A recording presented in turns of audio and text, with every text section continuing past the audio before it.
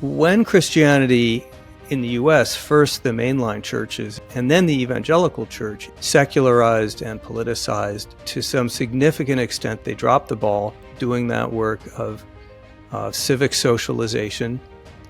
And other organizations stepped forward to do it in ways that either were ineffective or downright toxic, which is using partisan identity and movements like QAnon and wokeness and MAGA as a source of meaning and identity. It turns out Christianity in America is still a load-bearing wall, and we neglected it.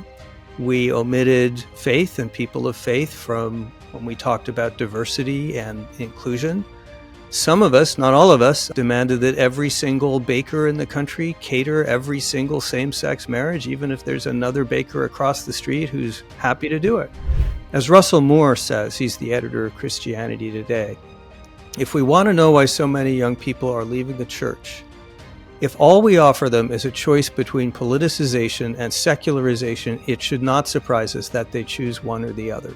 Once a faith loses its distinctiveness, its countercultural qualities, it also really no longer does the job, particularly, of being different from consumer culture. It's clear to me that so-called wokeness, cancel culture, all that is on the back foot.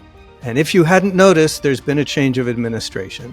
On the other hand, right-wing illiberalism is rampaging through the government right now in ways that could literally cost us our democracy.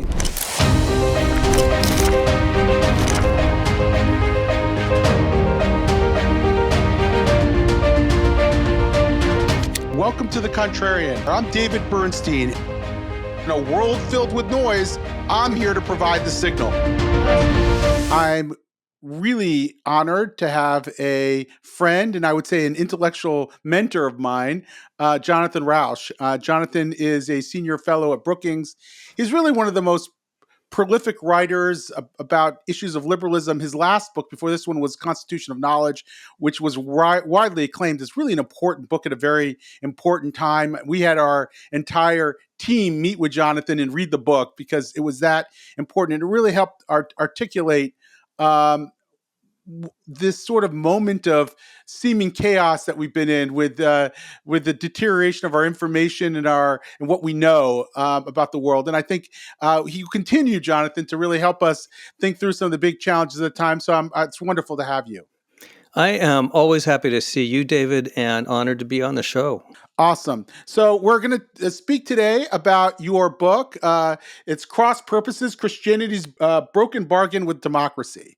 I had a great time reading the book, and I think it came at a very good moment. When I first saw it, I was starting to think, well, did he sort of miss the boat here? Because it seems to me we may be at the early stages of a resurgence of religion. I'm going to ask you about that in a minute. But I think you really provided a very important framework for understanding what kind of religion would we like to see resurge. So I want to talk about that. My first observation when I was reading about it was that writing this book was an act of chutzpah in the very best sense. And the reason why I see it as an act of chutzpah is that here you are, a gay Jewish atheist from Arizona, writing about Christianity and what Christianity ought to be and become and the role it ought to play in our society and politics. And, even though I'm critical of the new left's insistence that only people should represent their own identity groups, I think that's wrong. I still have internalized that to some degree. Yeah, I'm kind of pushing the envelope here, aren't I? You are. You trusted a couple times in there, but I wanted to get. Were you hesitant at all to write this because of that? Yeah, of course. It's a presumptuous book, even for me. And I wrote a book that claimed to define all of science into one-sentence precepts. So, this is way out there. You're no stranger to chutzpah. Exactly. Chutzpah are us. Uh-huh. But, the big puzzle in Constitution of Knowledge and this book and my previous work, the big theme has been understanding our liberal order and how to defend it, protect it, and advance it, and how to understand it. And I just came to the conclusion in my work on democracy and politics and all the stuff I do in my day job that you cannot understand why America is becoming ungovernable without taking into account what's happening to Christianity. You just can't. If you don't look at that and think about it, then a lot of the other things that are happening won't make as much sense. And then when I did look at Christianity, I saw in it elements of liberalism in the core of its teachings, which, if elevated within the church, could go a long way toward healing our democracy and, by the way, also healing the church. So at that point, I said, well, maybe there's a role for an outsider here who is not a believer but is sympathetic. And maybe there's a way to build a bridge here between liberal world and Christian world. Yeah, so here we are, two Jews talking about Christianity, not just one. So It it's an sounds like the start that's of a fun. bar joke, doesn't it? It does. It does. Two Jews walk So into a church. exactly. So let's talk about the church. Well, let's talk about the core thesis. So the core thesis is that for liberalism to work, for our liberal democracy to work, we need to uphold a certain bargain between Christianity, or let's say religion writ large, and liberal democracy, that the two are actually mutually dependent or interdependent, and that your basic thesis is that sort of Christianity dropped the ball here, that Christianity allowed itself to become too politicized, and as a result, is no longer upholding its end of the bargain. Is that a fair characterization? Yeah, that's very fair. That's enviably fair, actually. The only thing that I would add is implicit to bargain. There was no deal made when the founders wrote the Constitution saying, okay, Christians, here's your assignment. This is what you got to do. But there was an assumption made. The founders told us, all of them, every way they could, as clearly as they possibly could, that the system they gave us, our Constitution and our liberal institutions, rely on what they called Republican virtues and was not self-sufficient. And they said without those Republican virtues, no mere words on paper, no mere institutions or process will save us. And they relied on civil society to provide and promulgate those Republican virtues. These are things like lawfulness and truthfulness and becoming civically engaged and educated, and treating people decently, pluralism and toleration, all of those sorts of things. And in civil society, they were looking, of course, to family and community and civic organizations, but they were looking very heavily to Christianity, which was then and still is the country's predominant faith. So they implicitly said, look, for this to work, those other things have to work too. When Christianity in the US, first the mainline churches in the last half of the last century, and then the evangelical church in this century, secularized and politicized, yeah, as you put it, they, to some significant extent, they dropped the ball doing that work of civic socialization. And other organizations stepped forward to do it and did it in ways that either were ineffective, like Soul Cycle and Wicca and crystals, or downright toxic, which is using partisan identity and movements like, QAnon and wokeness and MAGA as a source of meaning and identity. So here we are. So I'm going to challenge the thesis a bit, not too much. I think you're generally right, but I think you let liberalism off the hook too easily. My mom used to say, when I would fight with my younger brother, it takes two to tango, and you do talk about liberalism and so forth, but you really vigorously defend, Madison and Locke and the liberal philosopher kings who really did understand that you needed Christianity, a healthy Christianity, to be in partnership with liberal democracy for the whole thing to function. But in a way, though, it seems to me that's not culture. Those are some of the key voices in liberalism. You're an heir to those voices, and you understand it. You didn't in your early days, as you talk about in the beginning of your book, but you came to understand that partnership. But it seems to me that liberalism left the dance as well. That cultural liberalism, or the people doing liberalism, stopped understanding the relationship that they had with religion. You can just look at the new atheists, for example, and who were, I think it turns out, quite important in sort of the backing off of religion from, the backing out of liberalism and its partnership with religion, and argued that religion was just bad for society, saw no redeeming qualities in it. People, by the way, that you and I probably both like a Sam Harris and Richard Dawkins and others. Some of those people, by the way, have come around. I've had a conversation with Peter Boghossian and recently where he thinks he was wrong. But Has Sam Harris changed his mind? I don't think so. Not much. Maybe he's a little less vehement about it now that he's seen what happens when there's a vacuum. But I don't think he's changed his mind in the same fundamental way.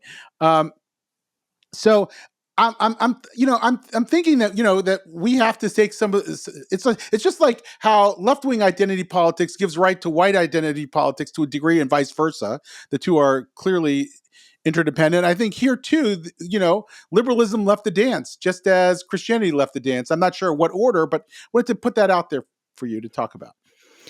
Well, thank you. To a large extent, I agree with that. And in fact, there is a whole section in the book toward the end about liberals like me, secular liberals, having dropped the ball. Now, of course, just to be absolutely clear, probably unnecessary for your audience, by liberals, you and I mean the classic liberal tradition of the founders, Immanuel Kant. All men are created equal. We don't mean modern post-war progressive liberalism, big government and every problem needs a program and all of that stuff.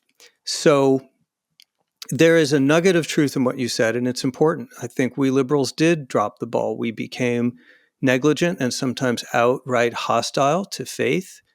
We did not, for example, think about the importance that faith plays in upholding our values and our institutions. It turns out Christianity in America is still a load-bearing wall, and we neglected it. We omitted faith and people of faith from when we talked about diversity and inclusion.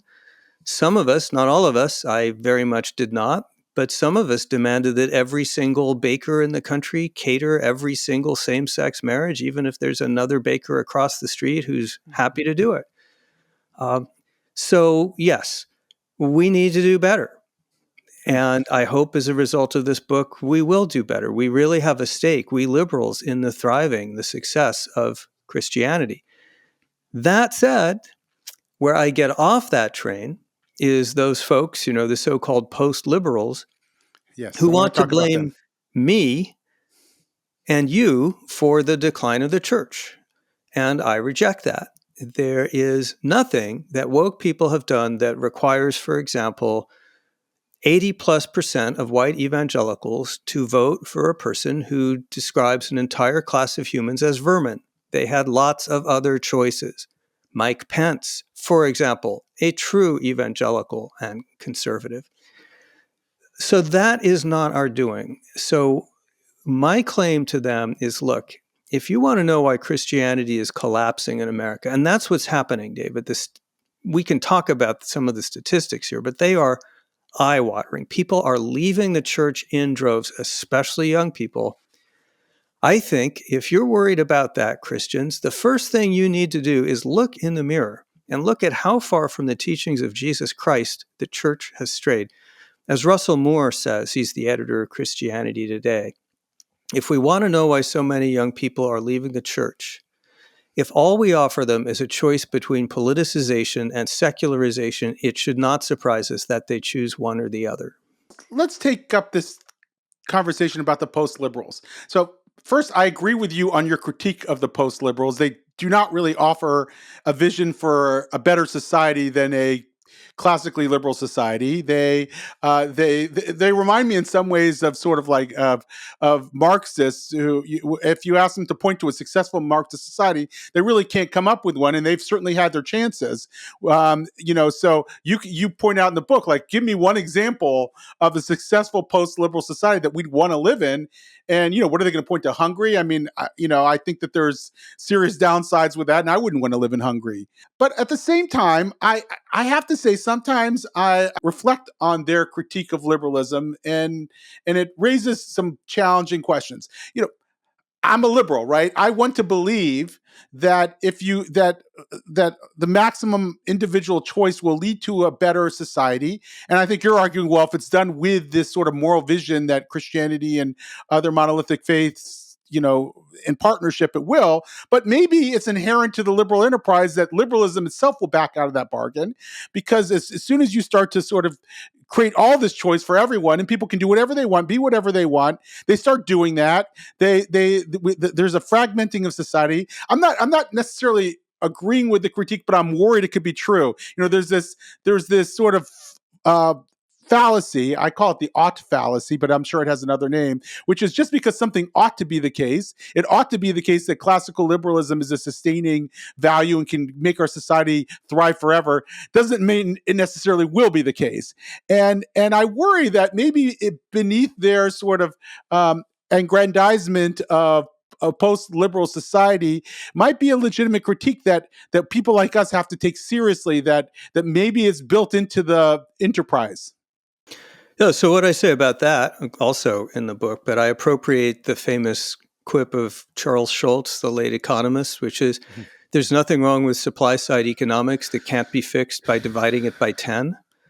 Right. There is nothing wrong with the post-liberal critique that can't be fixed by dividing it by 10 or maybe 20. Yeah, of course, there is a kernel of truth, which is that pure unalloyed liberalism, at least of sort of the modern libertarian kind, the kind that stresses personal autonomy and really ignores civil society to a large extent. Yeah, that can be a recipe for chaos, anomie, the decline of institutional life, and all of those things. And David, do you know how they know that, the post-liberals? And the answer is, because we told them. We have been telling them since the time of John Locke and James Madison, look, we are not giving you a complete philosophy with transcendent values that tell us why we're here on this planet and how to build our communities and the difference between right and wrong. We are giving civil society the space to answer those questions in their own diverse ways. And you have a responsibility to do that. That is not our job. The whole point of liberalism is it does not fill in those blanks about the meaning of life and the foundation of values. But it and should. Yes, it will. No, it shouldn't. That's not its job. No. I didn't mean to. I didn't complete my sentence. It should remind society of the need for the religious voice, right? It should say, we need you. And even though Madison may have said so, the modern heirs of Madison did not always say so. And as a result, we may have been complicit in this sort of deterioration of the relationship. Well, maybe. This book certainly says so. This book has two audiences, and one is, of course, secular liberals. And it says exactly that. Look, we have neglected this whole aspect of our society. We're not self-sufficient. We don't have answers to these questions. Where I get off the train, again, is the effort to shift blame to liberals for what is, in fact, the failure of these Christian institutions. They made catastrophically bad choices, especially the white evangelical church in the 21st century. That is not something we forced on them. They had many other and better options. So we should, yes, do a better job of valuing Christianity, but that won't do any good if Christianity does not do a better job of valuing Christianity, and if it does not heed the teachings of Jesus, which overlap so strongly with the teachings of James Madison. You and I, we cannot save or solve what's happened to Christianity in America. And if it keeps doing what it's doing, it will fail. Yeah. So you talk about first thin Christianity, which is sort of the mainline Protestant variety. Thin Christianity basically got so much in bed with the social justice enterprise and with its universalistic impulses that it seeked to really be a unique Christian voice. It became like any other social justice voice. I think, by the way, the same critique goes in Judaism, and I found myself in reading your book substituting Judaism for Christianity. The only difference, of course, is that Judaism is not anywhere near the majority faith and doesn't have the same role in upholding our democratic institutions as Christianity does, but I think some of the same trends that have existed in mainline Christianity exist in liberal Judaism, and you also think that that's thin sauce in a way, right? That vision of Christianity, as much as we may like certain aspects of it, and its universalism and its support for LGBT rights and the rest, also, but it's just not. It's not upholding its bargain on democracy because it's not really a compelling religious voice. Did I get that right? Yeah, sociologists say, I didn't do a study of the mainline churches. This book is addressed primarily to the people at the heart of today's crisis, and that's white Protestants, evangelicals. But sociologists say that what happened to the mainline church in the latter half of the 20th century was that they became unanchored from Scripture. They lost their cultural distinctiveness, blended into the politics of sort of center-left politics, as you alluded to, put deeds ahead of faith. And once a faith loses its distinctiveness, its countercultural qualities, it also really no longer does the job, particularly, of being different from consumer culture, for example, and the kind of individualism that we were talking about earlier. So it just kind of faded away, lost its relevance. Now, it is still true that 1 in 8 white Americans identify as a member of a mainline church. So they have not gone away. They're still there. And part of me, I don't get into this, but I'd welcome a revival of those churches. They still have institutional strength and standing. But so that's the thin church, when it just blends in so much to the surrounding environment that people start thinking, well, what's the point? Yeah. So then you got the sharp church, which is evangelical Christianity, and its sort of move away from its core religious teachings into sort of the politics, where politics really become indistinguishable from its religious teachings, and all of a sudden you have deeply politicized church. And you talk to various evangelical pastors who were expressing concern about what's happened to their church and the people who are coming because they want some event in political solidarity rather than in spiritual uplift. And you talk about sort of how this sort of violates fundamental tenets of Christianity. One of which is don't be fearful, and you characterize this version of Christianity as animated by fear to a great degree, fear that others are coming into our country and taking it over, and the like, and they're acting with a great deal of fear and lack of compassion. I I want to ask though. Fear obviously, too much of it is bad, but a little fear can be helpful. And you know, our country has changed demographically a lot. I come from my mom is from Baghdad, Iraq. I lived in a house of immigrants who spoke Arabic in the house. So I celebrate our immigration and our immigrant cultures and the like. But at the same time, I understand that there's been drastic demographic shifts in this country, and in certain places that they immediately register. Like, if you're in Galveston, Texas, and all of a sudden there's hundreds of thousands of people that have just entered in and fundamentally shifted the culture, that maybe they have a point in some of that fear. Maybe some of this is an overreaction and a backlash, but it's in need of a corrective, that we need to understand that there's a certain civic culture built on Christianity that is actually being changed in a lot of ways that might not be good for the country in the long run, and certainly good for the people who are part of sort of the majority culture. What are your thoughts on that? Well, a couple things. The first is to separate generalized worries and fears about the state of our country and whether there are too many immigrants and all of those things from the teachings of Christianity per se.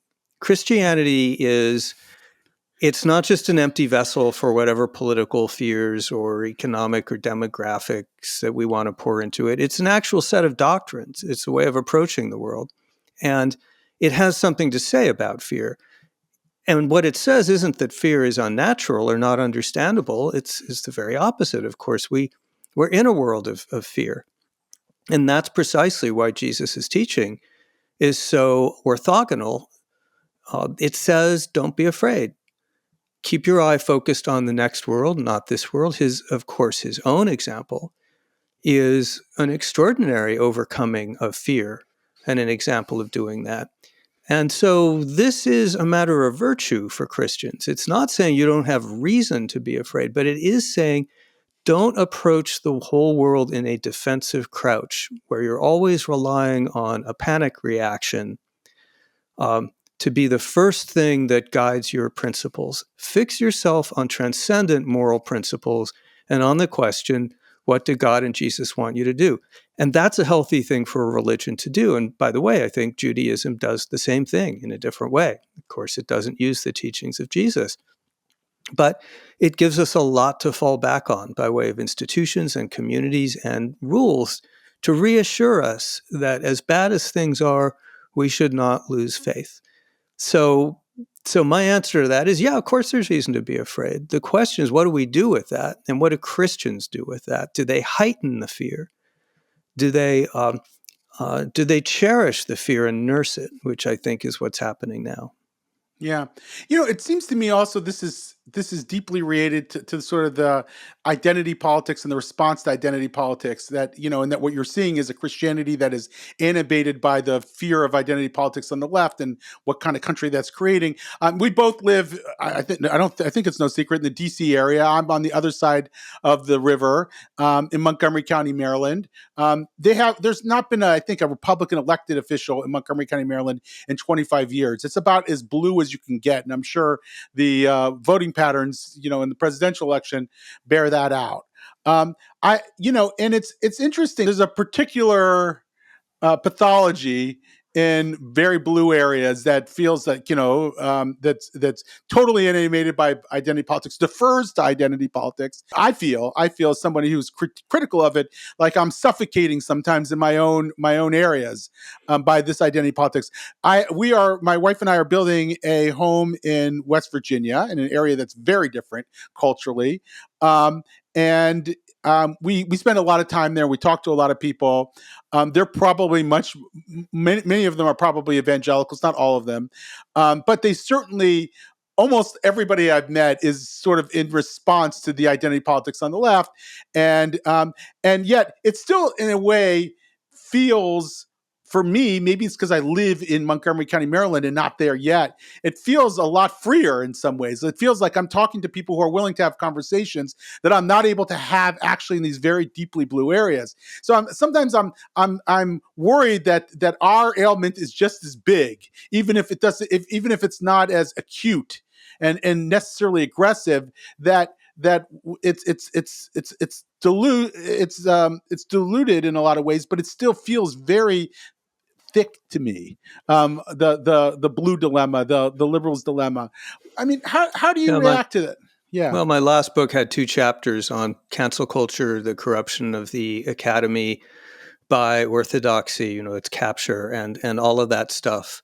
So my job is to fight illiberalism wherever I see it and to promote liberal values as best I can. And of course, it's no surprise. This is not exactly a newsflash, David, that you've got a U-shaped problem here with illiberalism on the left and illiberalism on the right. This may be a point of disagreement between us, but it's 2025 now. It's not 2020. It's clear to me that so-called wokeness, cancel culture, all that is on the back foot. If you hadn't noticed, there's been a change of administration. Yeah.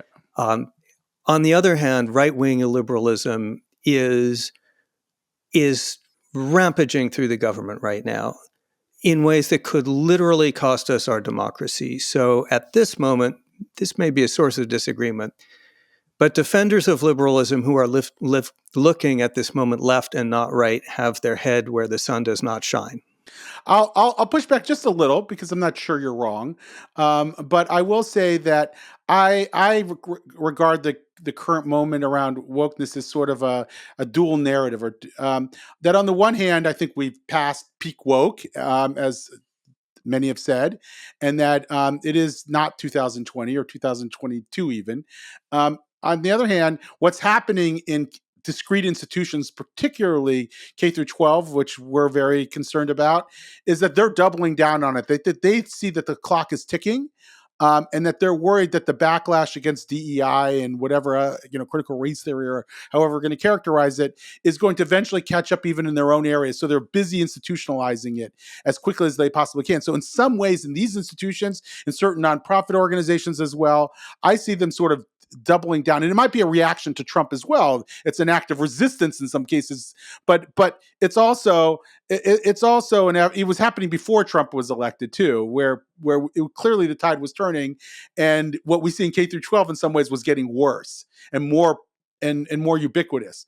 Yeah, that wouldn't surprise me. In places like Montgomery County and parts of California, I'm sure that's going on. I don't think that's happening in Virginia, for example, where I have friends in the schools who watch this kind of stuff carefully.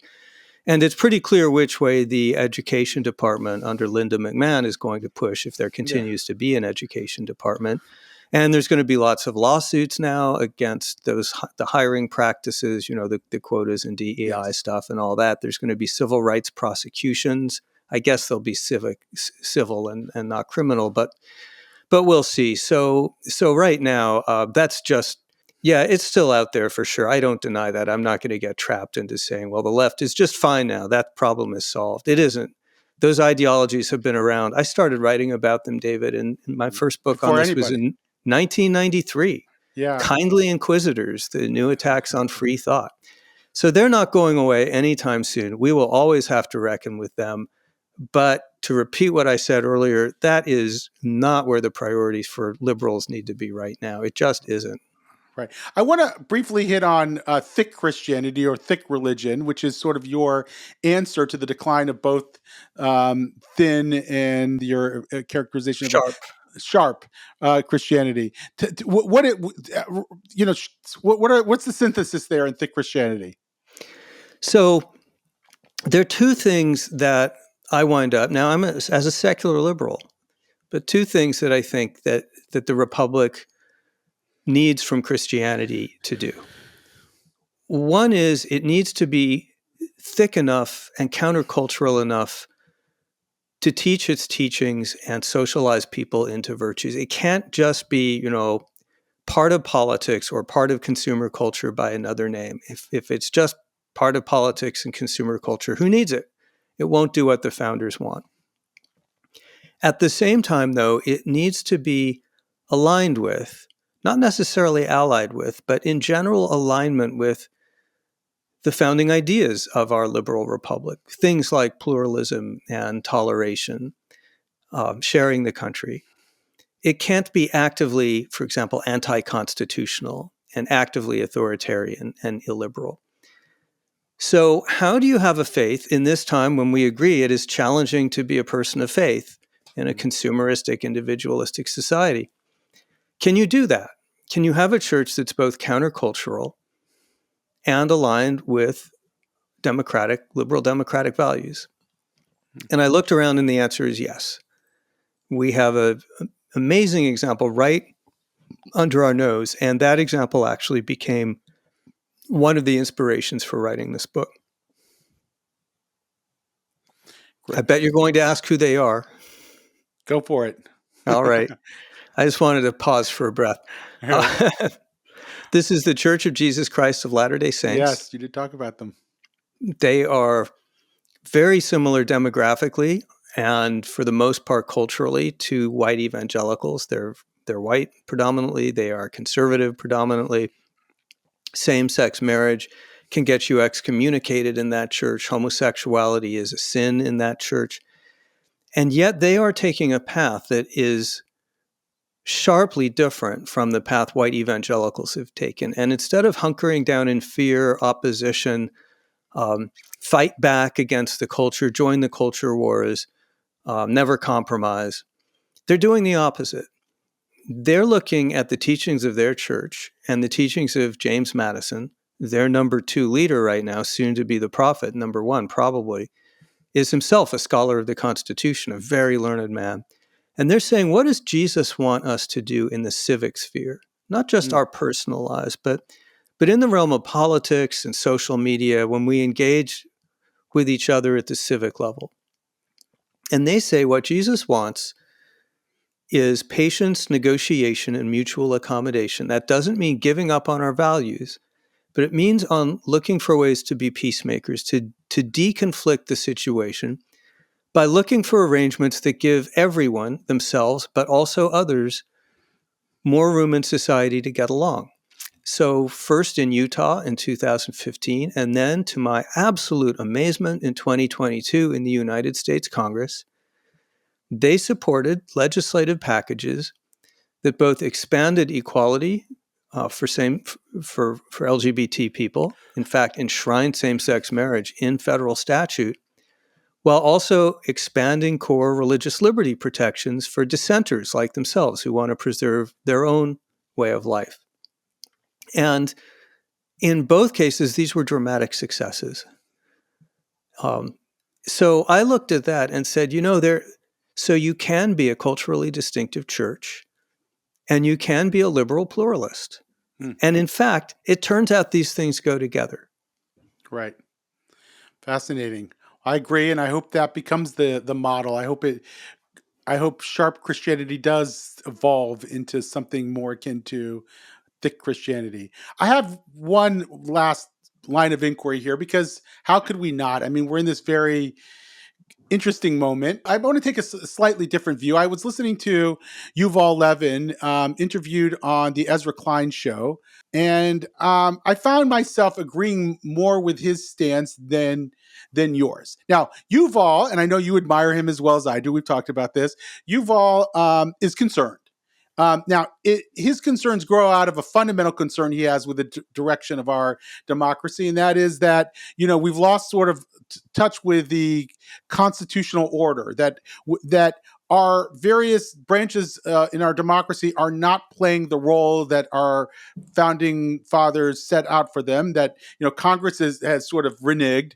The White House has sort of expanded its authority, and we're seeing that in no uncertain terms under Trump, and it can be very disconcerting, and especially if you think that what they're trying to do is not just an expansion of the role, but an expansion of the role in a way that could be very harmful for the well-being of our society. I would say he didn't see it as sort of sui generis in the same way that I think you would. I think he sees it as in very much the same vein as what Obama's expansionist imperial presidency did, as Biden's did as well.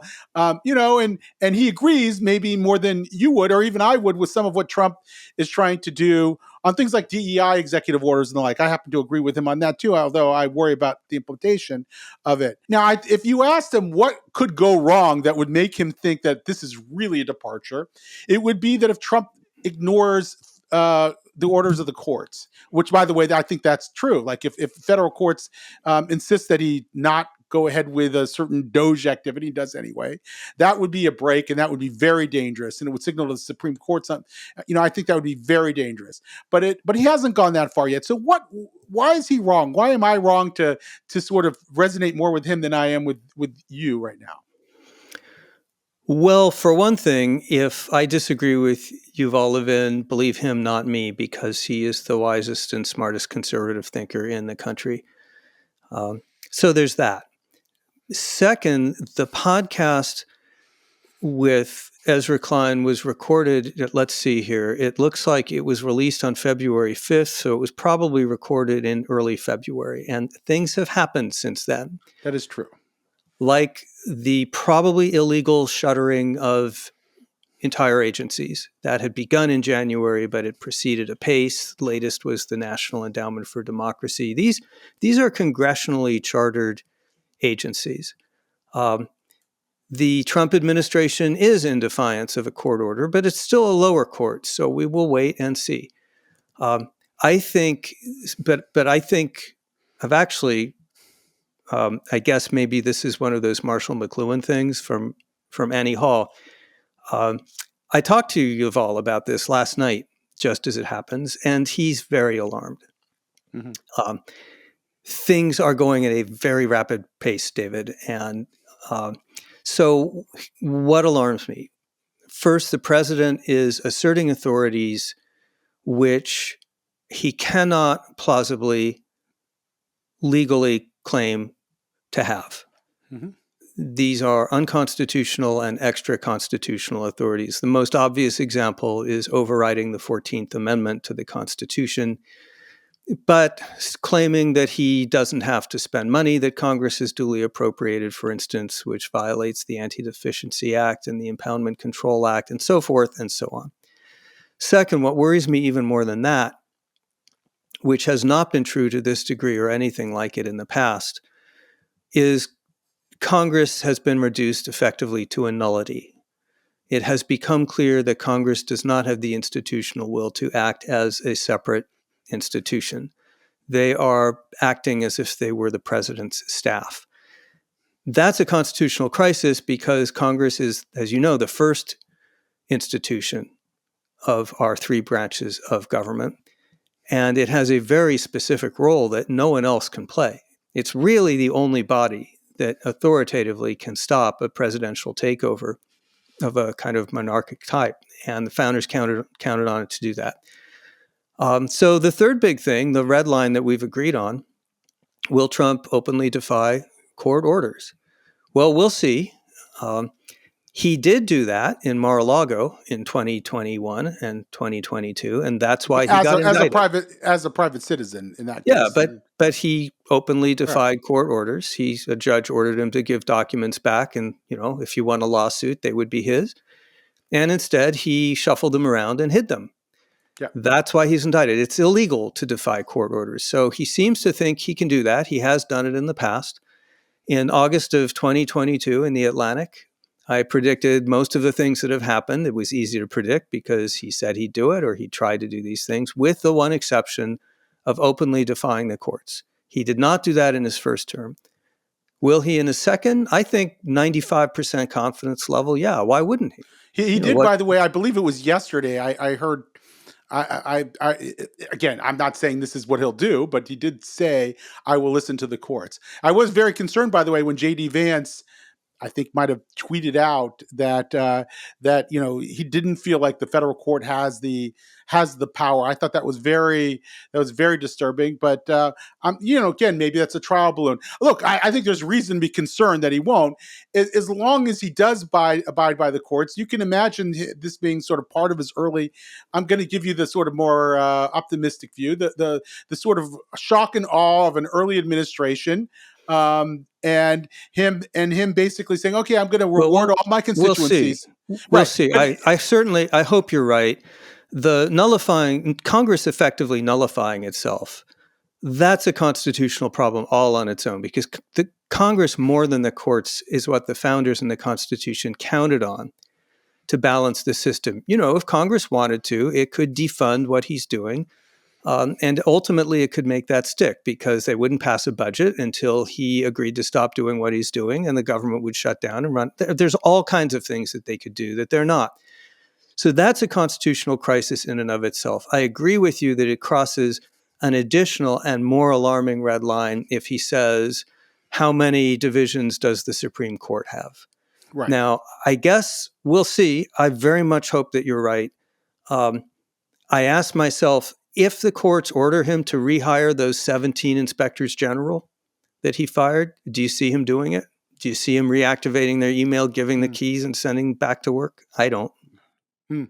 Yeah, that's a tough one. I'm not sure. Birthright citizenship. Did he do that knowing that he was violating a Supreme Court precedent, but also knowing it was sort of red meat to the right flank of MAGA, and he knows the Supreme Court's going to reject that 8-1 or something like that. So he is a brilliant distractor. That one's spaghetti on the wall. That's symbolic. Maybe he loses it, but he tried, that kind of thing.